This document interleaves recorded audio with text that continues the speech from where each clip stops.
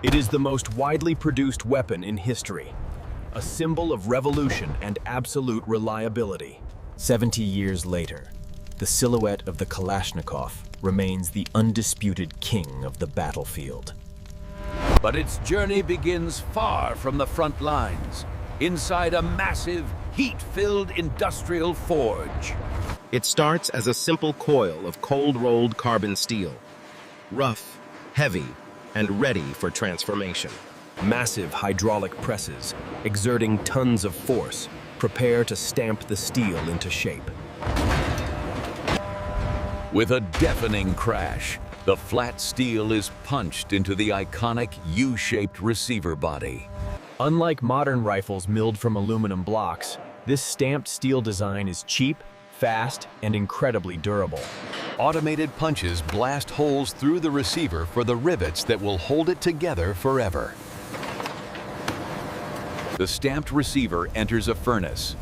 Extreme heat alters the molecular structure to prevent warping. Plunged instantly into a bath of oil, the steel hardens, becoming tough enough to survive hell. The receiver emerges charred and ugly. Sandblasting strips away the fire scale, revealing clean gray steel. Now, the barrel. A solid rod of high-quality chromium vanadium steel is selected. A deep-hole drill bores a perfect channel through the center, creating the path for the bullet. To create the rifling, we don't cut the steel, we beat it into submission. Carbide hammers strike the barrel thousands of times a minute, forging the spiral grooves inside.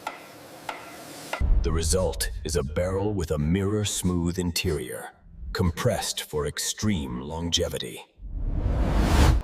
A crucial hole is drilled at a 45-degree angle. This is the gas port.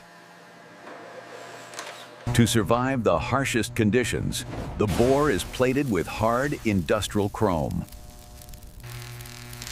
This chrome lining prevents rust, even when firing corrosive ammunition in a swamp.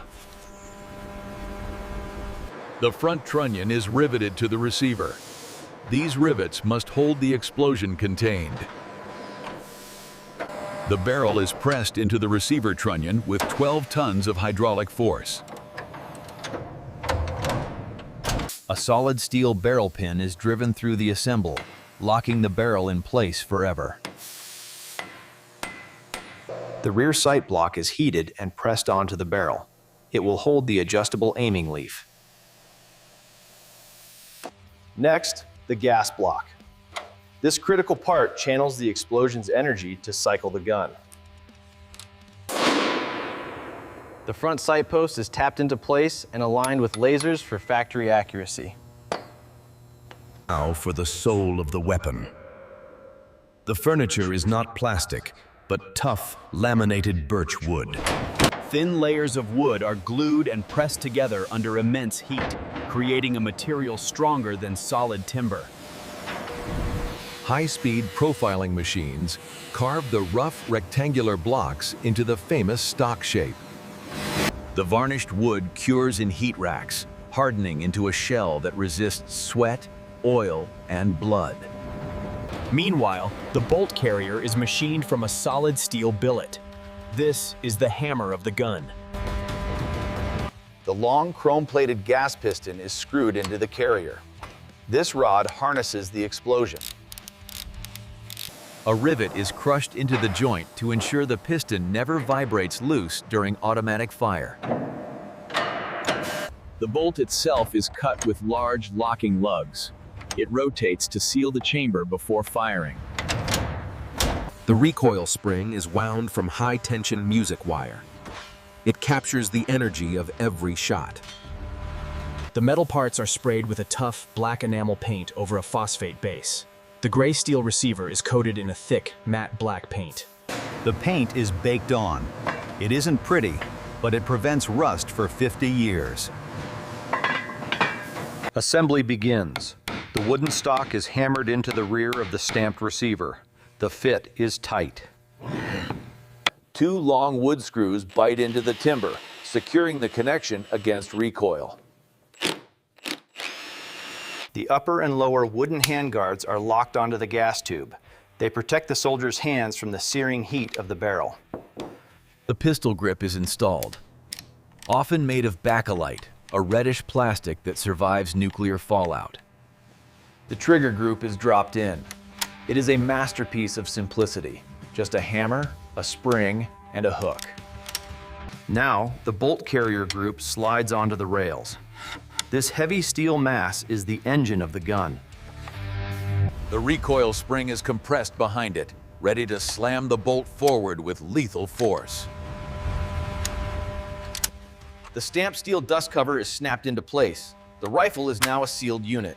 The rib top cover is pushed down. It locks under the... A curved 30-round steel magazine is rocked and locked into the well.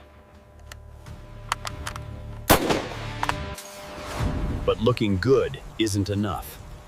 Every batch must pass the legendary torture test. We pour fine desert sand directly into the open action. This would jam any other rifle instantly.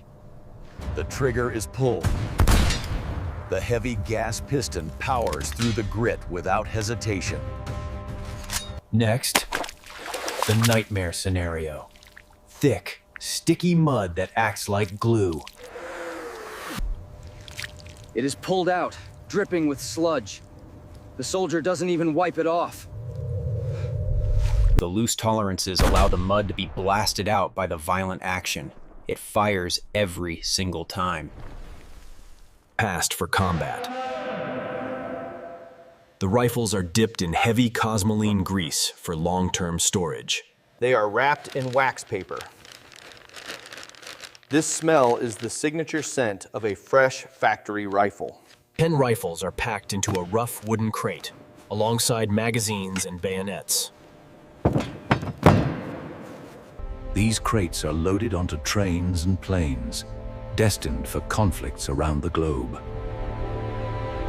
From a flat sheet of cheap steel to a legend that changed the map of the world. Simple, rugged, unstoppable. It is the perfect machine of war. This is the AK-47, the rifle that never quits.